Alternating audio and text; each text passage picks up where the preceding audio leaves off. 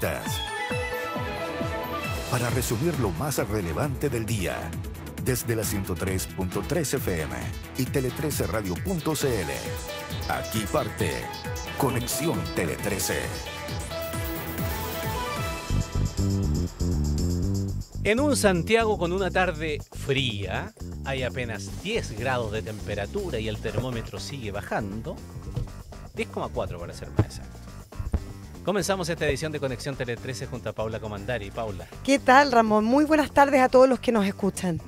Mira. ¿Cómo estás tú? Muy bien, listos y preparados para que comencemos a revisar primero los temas que vamos a abordar en el día de hoy, los temas que vamos a hacer conexión. Por ejemplo, vamos a hacerlo con los intercambios de declaraciones de los candidatos de la primaria oficialista. Queda poco, queda nada, 4 días para esta votación y a 24 horas de que se cierren las campañas. Hay mucha expectación al respecto, sobre todo de cuánta gente va a votar. Acuérdense, solamente como recordatorio, que esto es voto voluntario. Así es. Y los vocales revisen, por favor, porque los vocales sí tienen que ir. O sea, no. Eso sí es obligatorio. Y si ya no dieron las explicaciones de por qué no podían ir a hacerlo, ya están liquidados. A no confundirse. Así es. Además, bueno, en este programa vamos a conversar con Ascanio Cavallo, nuestro columnista de los días miércoles, sobre los diferentes escenarios que podrían presentarse en esta jornada de elecciones, y también abordaremos, por supuesto, todo lo que está ocurriendo en la guerra entre Irán e Israel, que seguimos ahí con esta tregua que por lo menos ha permanecido por las últimas horas. También vamos a hacer conexión con el Consejo de Defensa del Estado, que interpuso ante el Juzgado de Garantía de Coyhaique una querella criminal en contra del diputado Miguel Ángel Calisto por presunto fraude al fisco. De esta forma entonces comenzamos Conexión Tele 13. Centro Médico Vitacura de Clínica Santa María, Arauco, lo bueno de ser renovables. Engie, liderando la transformación energética de Chile. Tu vida más tranquila, tu vida más consorcio. Smart, inteligencia 100% eléctrica en Kaufman. Universidad Andrés Bello, acreditada en nivel de excelencia en todas las áreas. Nestlé, por una buena vida. De Fontana, el software de gestión que tu empresa necesita. Y Claro Empresas, nos transformamos por ti. Presentan Conexión Tele 13. En Conexión Tele 13, la noticia del día. La noticia del día. Obviamente tiene que ver con las primarias, porque estamos a 4 días de que ocurra ese evento y siguen las declaraciones cruzadas entre los candidatos y candidatas. La aspirante del socialismo democrático, por ejemplo, Carolina Toá, criticó la eventual renuncia de Janet Jara al Partido Comunista. Viste que suena eso hace varias semanas, mientras que la ex ministra del Trabajo aseguró que toma con profundo sentido este desafío de incorporar a la DC también a su candidatura. Si es que Carolina Toá pierde, por supuesto. ¿Qué más nos puedes contar? Muy buenas tardes, Asunción Chasman. Buenas tardes, Paula. Bueno, la ex ministra del Interior cuestionó la idea de que la Carta del Partido Comunista renuncie a su colectividad con el objetivo de fidelizar con el electorado de centroizquierda y afirmó que a su juicio no es bueno tratar de parecer lo que uno no es. En CNN Radio, la Carta del Socialismo Democrático insistió en que su candidatura es más competitiva que la de Jara frente a la derecha. Posteriormente, en el marco de una actividad en La Pintana, Toá aseguró que de ganar la primaria, saldría a buscar apoyo incluso en la centroderecha. Estamos viendo una derecha que apunta a una política de la brutalidad, que consiste en transformar a los adversarios en seres casi deshumanizados, que reniega de avances civilizatorios básicos, como la igualdad de la mujer, como la vacunación universal, como los derechos humanos. Entonces yo aspiro a que en Chile haya una mayoría que no quiera ese tipo de proyecto político. Y creo que hay personas que han sido cercanas a la derecha, pero que no comulgan con esa evolución que se está viendo. Por su parte, la abanderada del PC dijo que trabajará con mucho esfuerzo para lograr el respaldo de la democracia cristiana con miras a las presidenciales. Esto a raíz de la idea de la Falange presente una nueva carta para las elecciones de noviembre en caso de que ella resulte victoriosa en los comicios de este domingo. Lo tomo con una profunda sentido de desafío. Creo que si gano la primaria voy a tener que hacer mucho esfuerzo para convocar a la democracia cristiana y ojalá poder allegarla a este programa que va a ser unitario y de toda la centroizquierda chilena. Así que lo tomo como una tarea a la cual me voy a abocar prioritariamente y que, por cierto, tengo que hacer con mucho esfuerzo junto a nuestros equipos porque queremos construir un programa que no solamente nos representa a nosotros. Yo me estoy postulando para ser presidenta de Chile. En tanto, el presidente del Partido Comunista, Lautaro Carmona, en Radio Cooperativa contradijo la postura de Jara sobre Cuba y aseguró que en dicho país no hay gente que esté presa por pensar distinto. Esto luego de que la ex ministra del Trabajo señalara que hay informes internacionales respecto de presos políticos, lo que a su juicio representa una vulneración a los derechos humanos. En la otra vereda siguen aumentando las tensiones al interior de la oposición. El presidente del Partido Republicano, Arturo Esquella, instó a los abanderados de la derecha a combatir unidos, mientras que la candidata de Chile Vamos, Evelyn Matei, evitó comprometer un eventual respaldo a José Antonio Kast en una segunda vuelta como su generalísima, afirmando que ella será la representante del sector en el balotaje. Todos comienzan a colocarse entonces en el escenario posible de, vamos a colocarle las 21 horas del día domingo, porque esa hora yo creo que ya tenemos resultados, ¿no es cierto, Paula? De todas maneras. Ni siquiera voy a decir el lunes. Y se anticipan a esas 21 horas del día domingo cuando ya esté listo el candidato oficialista o la candidata oficialista. Porque en la eventualidad de que sea Janet Jara la que gane, de acuerdo a los sondeos que se conocían antes de que entrara la veda electoral, ella estaba allí, había alcanzado ya a Carolina Toá y varios sondeos lo daban por sobre ella. Si eso se concreta, entonces empieza a sumar algo que primero se decía tímidamente, pero que a propósito de que las tendencias podrían consolidarse ese día en la votación, todavía no lo sabemos, pero lo sabremos cuando se cuenten los votos. Si gana Janet Jara, es verdad, realismo político, ¿no? Porque lo han dicho, más en privado que en público, pero cada vez más en público, que hay mucha gente del mundo concertacionista, por decirlo de alguna manera, ¿no? Que no ve con buenos ojos en una elección tener que votar por alguien del Partido Comunista, más allá de que sea Janet Jara o no, que Janet Jara sea o no más distinta que el núcleo central del PC, etcétera, da lo mismo. Hay gente que no votaría por el Partido Comunista, no y no.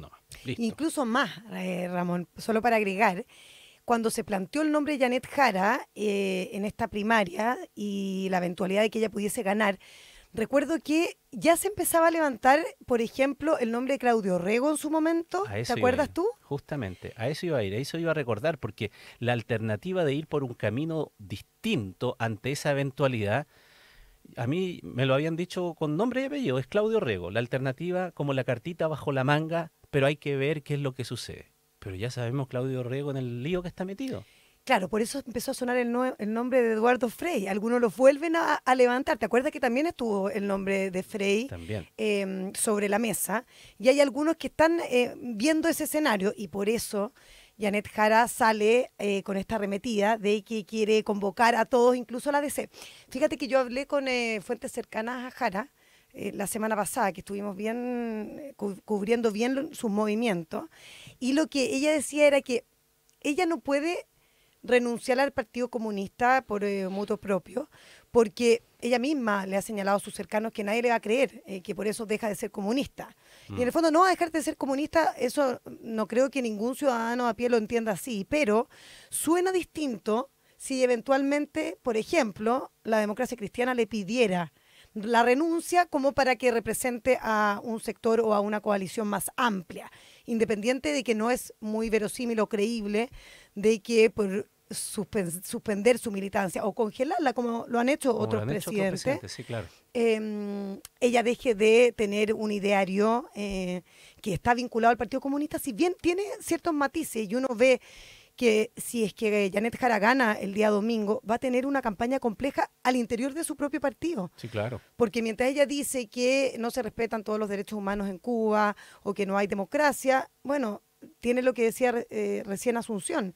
Desde la presidencia del partido, desde la directiva, Lautaro Carmona dice que no está de acuerdo con los dichos de ella. Entonces se ve una carrera compleja para Jara de ganar la elección, como digo, en 4 días. De que hay diferencias, allí hay diferencias, son notorias y palpables. El episodio Jadwe, después de su cambio de cautelares, también lo demostró. Cuando entraba a la campaña o no entraba a la campaña, y se decía sí, que puede ser un aporte, y Jara claramente dijo, eso no va a pasar. ¿Ya? Entonces, hay varias cosas en las que se demuestra que hay más que matices, hay ciertas diferencias. Pero, dicho eso, es que empiezan a sonar todos estos nombres, ¿no? Incluso aparece el nombre también de Harold May Nichols, que también podría ser una carta que levantara un sector de los descontentos que no votarían por la derecha, pero que tampoco quieren votar por el Partido Comunista en la eventualidad de que Janet Jara gane la primaria. Pero hay una cosa, Paula, y tú te manejas mejor en esto. Hay otras cosas que están relacionadas, y algo dijo Eric Aedo hoy día, diputado de la Democracia Cristiana, que tienen que pensarlo muy bien, la jugada que van a hacer. Porque ir con un candidato propio, levantar, por ejemplo, la ADC, que levante un candidato, ¿qué pasa con el acuerdo por listas parlamentarias? Porque la Democracia Cristiana ya se achicó todo lo que se podía achicar. Son pocos. Y recordemos que incluso si tuviese un desempeño catastrófico, podría ser peor. Podría incluso amenazar su existencia como partido. Entonces, es cierto, tiene todavía presencia fuerte en el Senado, por ejemplo, con senadores de trayectoria y de peso, como Yasna Proboste, como Huenchumilla, ¿no? Pero cada vez se ha ido achicando más, cada vez se han ido más de la DC, y por lo tanto, tener la posibilidad de protegerse en una lista parlamentaria competitiva es... ¿cómo decirlo?, la moneda de cambio para dar su apoyo a un candidato oficialista, sea este cual sea, o ir por la suya solo y morir con los votos y después. Imagínate que todos los que compitan por algún puesto en el Congreso, bueno, van a tener que sacarse la foto con los candidatos, Sí, que es pues. lo que más les da visibilidad. Entonces, si es que no es un candidato muy competitivo, a nadie le va a interesar. Entonces, claro, es complejo, y por eso es que dice que hay que pensarlo muy bien, hay que hacerle un doble clic y ver bien también qué quieren esos candidatos al Parlamento y si les conviene o no, porque la foto al final es muy importante de cara a la ciudadanía. Ahora, yo creo que hay que mirar un tema en profundidad, Ramón, que tiene que ver con la cantidad de gente que va a votar el día domingo. Porque aquí está muy en cuestión el tema de la participación. Si vamos a tener una primaria como la que existió entre Daniel Jadwe y Gabriel Boric, recuerden ustedes que convocó a una cantidad de gente importante, fueron cerca de 2 millones, y ahora se pone eso muy en duda. Pepe Out, por ejemplo, experto electoral, él dice que de todos modos van a votar cerca de 2 millones de personas, que si eso no sucede, bueno, la carrera oficialista se pone bien cuesta arriba, pero también el diagnóstico de Ann Holster, por ejemplo, que publica ex ante durante esta jornada, le saca ahí una ecuación en que si es que votan más de 2 millones de votantes en las primarias del domingo, ellos lo que perciben es que Carolina Toá debiese obtener una mayoría en base a los resultados de las últimas elecciones de concejales y el número de militantes por partido. En cambio, si la participación es más bien paupérrima y tenemos una participación cercana al 1.000.000, ¿Ya? que eso sería la mitad de lo que fue en la primaria Boric-Jadwe, Janet Jara sería la que eventualmente lograría esa victoria por la capacidad de movilización que tiene el PC, que es muy importante todo el trabajo territorial que tiene el partido y que mueve montañas. Entonces, ese es el análisis que se está haciendo y que es muy importante entonces poner el foco nuevamente allí, en la participación. Hoy día miércoles es día de Ascanio Cavallo, así que vamos a volver sobre el tema de las primarias también con la visión de Ascanio luego en la segunda parte de nuestro programa. Conexión Tele 13. Por eso vamos ahora con otras noticias. El ministro de Seguridad, Luis Cordero, calificó el caso de los narcomilitares acusados de integrar una banda dedicada a transportar droga como el hecho más grave del último tiempo y señaló que esta situación podría comprometer la seguridad pública del país. En Tele 13 Radio, el ministro Cordero dijo que el nivel de gravedad del caso se debe a que supone la penetración de una organización criminal en una entidad armada que es el Ejército. Además, aseguró que esta situación se debe erradicar de raíz y no se le puede bajar el perfil. Las declaraciones de Cordero se dan luego de que el OS7 de Carabineros detuviera 6 suboficiales del ejército acusados de participar de una banda criminal que transportaba droga a Santiago desde el norte del país. Los sujetos fueron dados de baja y serán formalizados mañana por el Ministerio Público. Ya. ¿Qué tal? Esta es una cuestión, no sé cómo lo ves tú, pero de la máxima gravedad, Paula.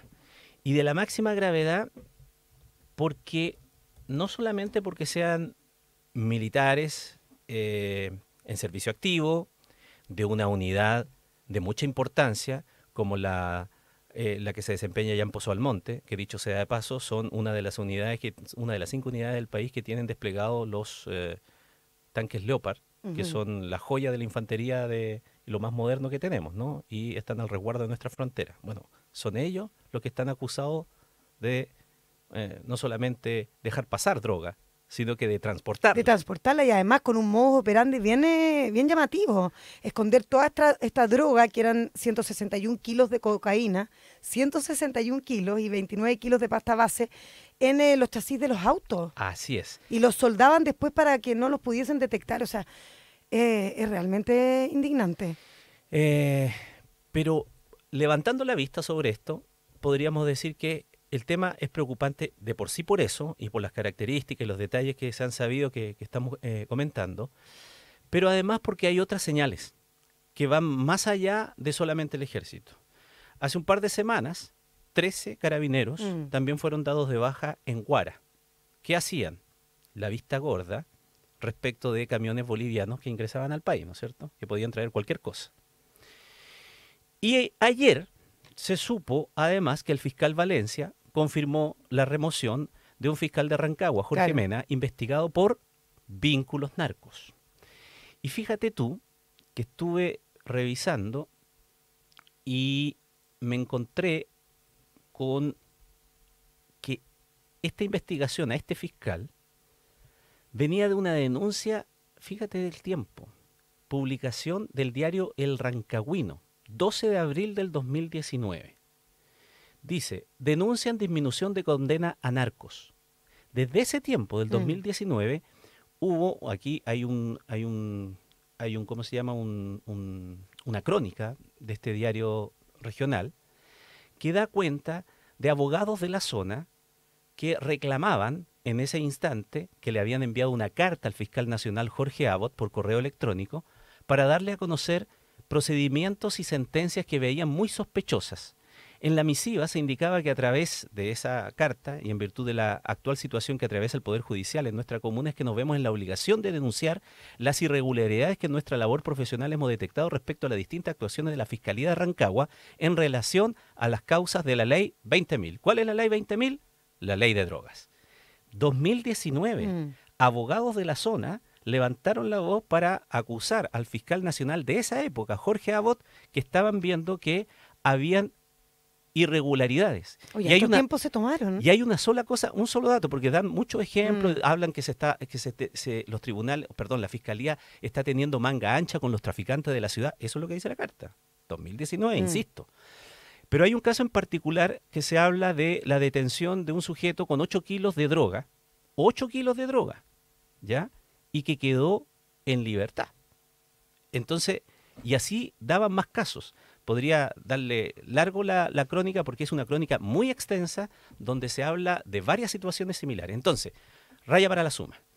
Militares, carabineros, fiscales. El poder de corrupción que tiene el narco, ¿hasta dónde está enquistado en nuestro país? Gran pregunta, porque el narco parece no tener frontera. Y porque lo hemos visto afuera. Si las cosas que han estado pasando afuera de alguna manera tímidamente comienzan a ocurrir aquí, y digo tímidamente entre comillas. Claro, y esa es la gran pregunta, porque además siempre pensamos que el narco no estaba instalado en Chile.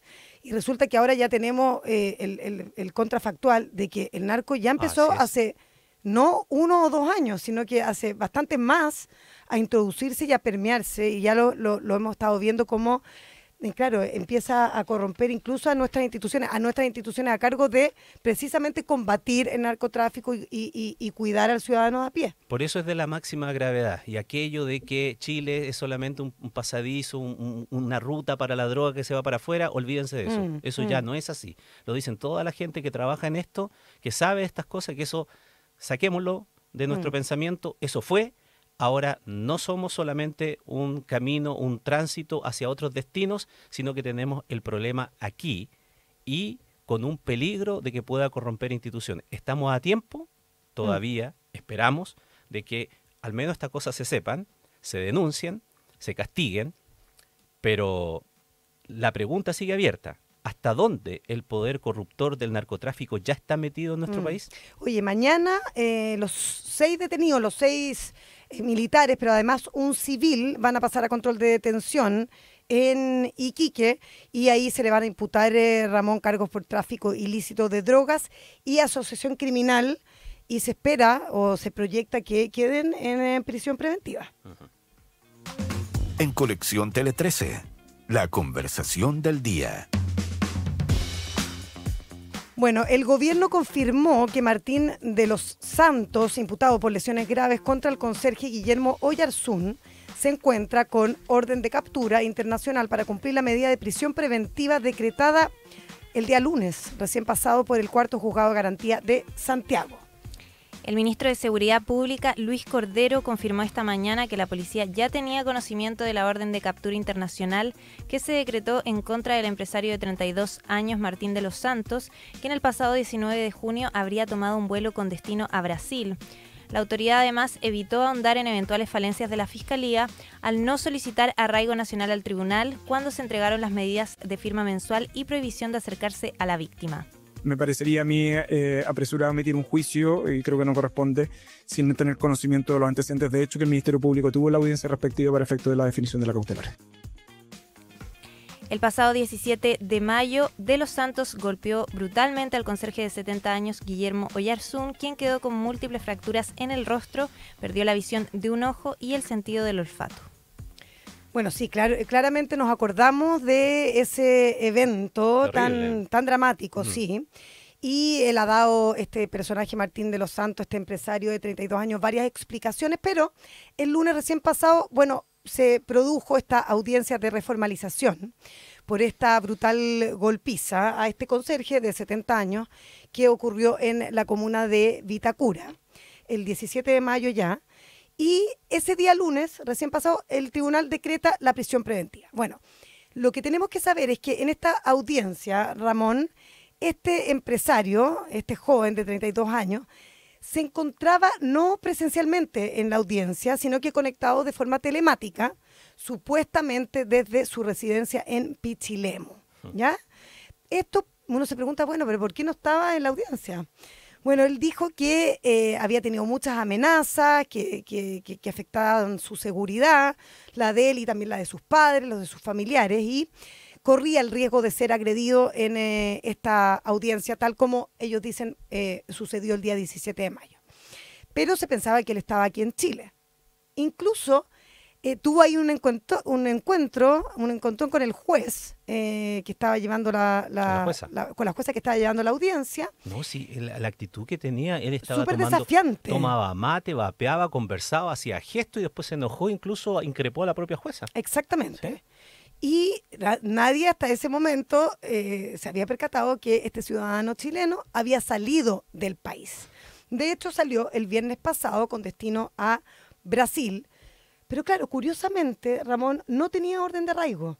Hay mucha discusión al respecto de por qué la Fiscalía no tomó esa determinación, e incluso hay un cambio de fiscal, porque ahora toma este caso el fiscal Felipe Sepúlveda, que claro, él llevó el caso, ¿te acuerdas del caso Primus? Del ex ejecutivo de Primus, Francisco Coimans, que también se había fugado a Perú. A Perú, es el caso de Perú, claro. Y que tuvieron que hacer toda una arremetida bien interesante de cómo extraditarlo, etcétera, etcétera. Entonces le pasan al fiscal Sepúlveda este caso en cuestión y claro, había muchas dudas de si que se iba a pedir su detención internacional. y me confirman que sí, que emitieron las autoridades una orden de captura internacional, porque claro, tiene que haber comunicación para de alguna manera hacer que este ciudadano vuelva a Chile y que cumpla con esta cautelar. En este minuto, como él no tenía arraigo, Ramón, él sale como turista, no tiene ningún problema, y entonces, como entra de turista a Brasil, puede estar allí durante 90 días bien tranquilo. Entonces, por eso era tan importante esta orden internacional de captura, que al principio se habían puesto en duda si se iba a decretar o no, pero finalmente ya está. O sea, ya está la policía en estado de alerta de que si lo encuentran tienen que detenerlo, y allí tendría que comenzar también un proceso de extradición probablemente bien interesante, de cómo se le viene la mano al fiscal Sepúlveda después de que este ciudadano que estaba en este proceso pudo salir libremente. Sí, lo de que no haya tenido orden de arraigo necesita una explicación mayor, ¿no? Es Porque curioso. siempre cuando hemos preguntado un montón de veces por un caso, por el otro, porque las medidas cautelares son en algunos casos considerados por la defensa como muy excesivas, y hay todo este alegato. Bueno, respecto de la libertad preventiva y las medidas cautelares, hemos visto todo el año y el año pasado desfiles de personajes en otras circunstancias judiciales que entran y salen, y la discusión de los abogados. Entonces uno como que aprende allí de todo lo que dicen los abogados y los argumentos por lo menos que ponen sobre la mesa. Y siempre se nos ha dicho desde ese punto de vista que la gravedad de la falta y eventualmente la pena a la que va a ser expuesto explica muchas de las medidas cautelares. La pregunta es si en este caso la pena a la que podía ser expuesto de encontrarse culpable este personaje daba como pie para una medida cautelar que fuera al menos de arraigo nacional, que no pudiese salir del país. Claro. Y ahí está la discusión, ¿no? Ahora, este sujeto dio una entrevista a un influencer. Sí, bien desafiante también. Muy desafiante. Este influencer habló con el matinal de Mega, y él dijo que le había dicho que no tenía ninguna intención de entregarse. Dijo, lo voy a leer textual lo que dijo este influencer respecto de la entrevista que le hizo a este sujeto. Él está bien asustado porque dice que le llegan mensajes de que lo van a violar en la cana, y en base a eso no piensa entregarse. Me dice que va a hacer todo lo posible para no llegar a la cana, porque se lo van a pitear. Oye, pero un Textual. señor, Ramón, que da ese tipo de entrevista, que desafía a la jueza en la audiencia, que no está de manera presencial y pide hacerlo de manera remoto, no tener ningún cuidado especial para que no salga del país. Es llamativo, por decirlo menos. Exactamente.